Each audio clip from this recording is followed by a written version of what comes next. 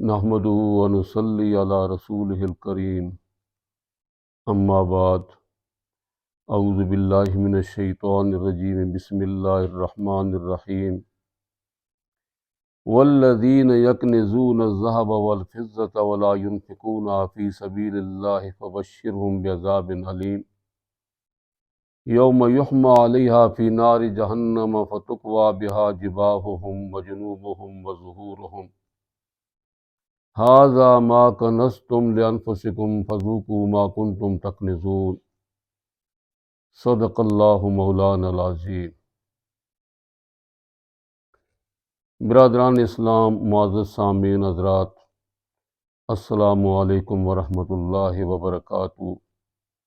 یہ رمضان المبارک کا برکتوں والا مہینہ رواں دواں ہے۔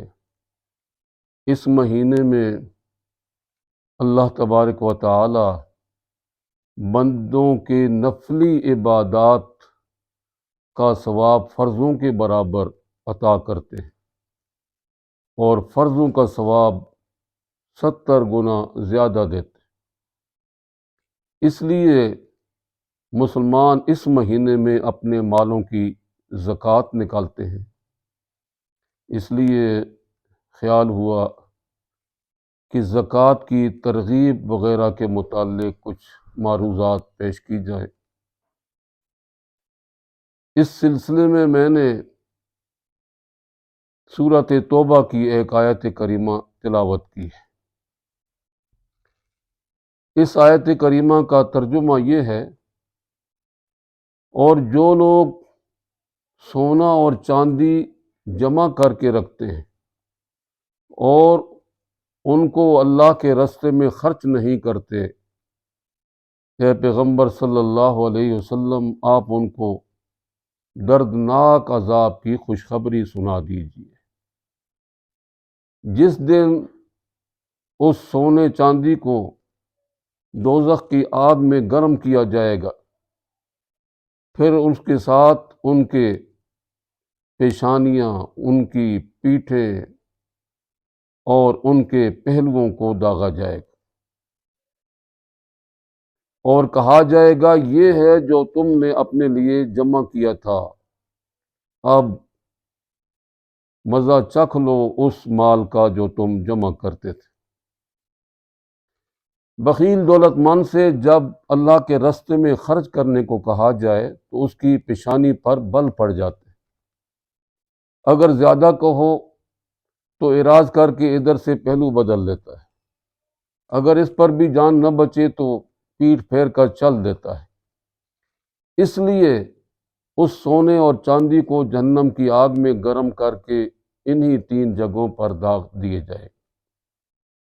اس آیت کریمہ میں اللہ تبارک و تعالی نے سونا چاندی جمع کرنے اور اس کو اللہ کے راستے میں خرچ نہ کرنے کا عذاب ذکر فرمایا ہے کہ وہ جمع کیا ہوا سونا اور چاندی جہنم کی آگ میں تپا کر اس سے ان کی پیشانیاں، ان کے پہلو اور ان کی پیٹھوں کو داغا جائے گا۔ اللہ تعالیٰ اس سے محفوظ رکھے۔ جب تک انسان میں 3 چیزیں پیدا نہ ہوں اس وقت تک وہ زکوٰۃ دینے کے لیے آمادہ نہیں ہوتا: سخاوت، بخل سے نفرت، اور حکم خداوندی کی تعمیل۔ قرآن و حدیث سے معلوم ہوتا ہے کہ جو لوگ مالوں کے بارے میں بخل سے کام لیتے ہیں ان کو قیامت کے دن سخت ترین عذاب دیا جائے۔ چنانچہ ایک آیت میں اللہ تبارک و تعالیٰ فرماتے ہیں: وَلَا يَحْسَبَنَّ الَّذِينَ يَبْخَلُونَ بِمَا آتَاهُمُ اللَّهُ مِنْ فَضْلِهِ هُوَ خَيْرٌ لَهُمْ بَلْ هُوَ شَرٌّ لَهُمْ سَيُطَوَّقُونَ مَا بَخِلُوا بِهِ يَوْمَ الْقِيَامَةِ۔ جو لوگ بخل کرتے ہیں اس مال کے متعلق کہ جو اللہ تعالیٰ نے ان کو اپنے فضل سے عنایت کیا ہے، وَلَا يَحْسَبَنَّ الَّذِينَ يَبْخَلُونَ بِمَا آتَاهُمُ اللَّهُ مِنْ فَضْلِهِ، جو لوگ اللہ کے فضل سے جو مال اللہ نے ان کو دیا ہے اس میں بخل کرتے ہیں، وہ یہ خیال نہ کریں کہ یہ ان کے لیے، یہ مال ان کے لیے بہتر ہے، بلکہ وہ برا ہے ان کے لیے۔ جو کچھ انہوں نے جمع کیا تھا اور اس میں بخل سے کام لیا تھا، اس کی وجہ سے وہ مال ان کے گلے میں توق بنا کر ڈالا جائے گا۔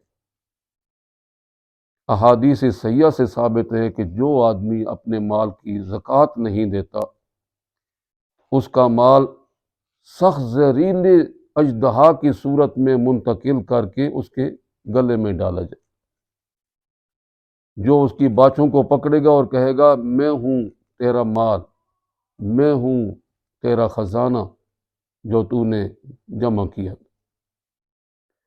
ام المومنین حضرت عائشہ صدیقہ رضی اللہ تعالی عنہا سے روایت ہے، فرماتی ہیں کہ جناب نبی کریم صلی اللہ علیہ وسلم نے فرمایا کہ جس مال کے ساتھ زکوٰۃ کا مال مل جاتا ہے وہ مال تباہ ہو جاتا ہے۔ اس سے معلوم ہوا کہ اگر مال سے زکوٰۃ ادا کر دی جائے تو بقایا مال میں نقصان نہیں ہوتا، خسارہ نہیں ہوتا، بلکہ اس میں برکت ہوتی ہے، اور اگر زکوٰۃ نہ دی گئی تو مال کے تباہ ہو جانے کا اندیشہ ہے۔ اسی کو اللہ تبارک و تعالی نے ایک اور آیت کریمہ میں بیان فرمایا یمحق اللہ الربا ویربی الصدقات، اللہ تعالیٰ سود کو مٹاتا ہے اور صدقات کو بڑھاتا ہے۔ سود کو مٹانے کا مطلب یہ ہے کہ اس میں برکت نہیں ہوتی، بلکہ اصل مال بھی ضائع ہو جاتا ہے۔ کبھی نہیں سنا ہوگا کہ سود کے مال نے کسی کو فائدہ دیا ہو، بلکہ وہ مقدمات پر اور بیماریوں پر خرچ ہو جاتا ہے۔ اور صدقات کے بڑھانے کا مطلب یہ ہے کہ اس میں برکت ہوتی ہے اور اس کا ثواب بڑھایا جاتا ہے۔ کتنا ثواب ملتا ہے؟ اللہ تبارک و تعالیٰ فرماتے ہیں قرآن کریم میں کہ جو آدمی مثال کے طور پر 1 روپیہ خرچ کرے گا تو اللہ تبارک و تعالیٰ اس کو 700 روپیہ خرچ کرنے کا ثواب دے گا، اور اللہ تعالیٰ جس کے لیے چاہے اس سے بھی زیادہ دے، اس کے خزانوں میں تو کوئی کمی نہیں۔ اللہ تعالیٰ دل کی نیتوں کو دیکھتا ہے، جتنے اخلاص کے ساتھ خرچ کرے گا اتنا ثواب بھی زیادہ ہو، اور اگر دل میں اخلاص نہیں بلکہ دکھلاوا ہے، لوگوں کو دکھانے کے لیے خرچ کر رہا ہے کہ لوگ کہیں فلاں آدمی بڑا سخی، یا کسی کو صدقہ دینے کے بعد اس پر احسان جتلائے یا اس کو ایذا پہنچائے، ایسا خرچ کرنے کا کوئی فائدہ نہیں، کوئی ثواب نہیں ملے، بلکہ اس سے تو نہ خرچ کرنا بہتر۔ اللہ تبارک و تعالیٰ فرماتے ہیں یا ایھا الذین آمنوا لا تبطلوا صدقاتکم بالمن والاذی، اے ایمان والو اپنے صدقات احسان رکھ کر اور ایذا پہنچا کر ضائع نہ کیا کرو۔ تو اگر ہم چاہتے ہیں کہ ہمارا مال محفوظ رہے اور ہر قسم کی آفات سے بچا رہے، تو ہم پورے مال کی پورا حساب کر کے ایک ایک پائی کی زکوٰۃ ادا کریں۔ اللہ تبارک و تعالی عمل کرنے کی توفیق عطا فرمائے۔ وآخر دعوانا ان الحمد للہ رب العالمین۔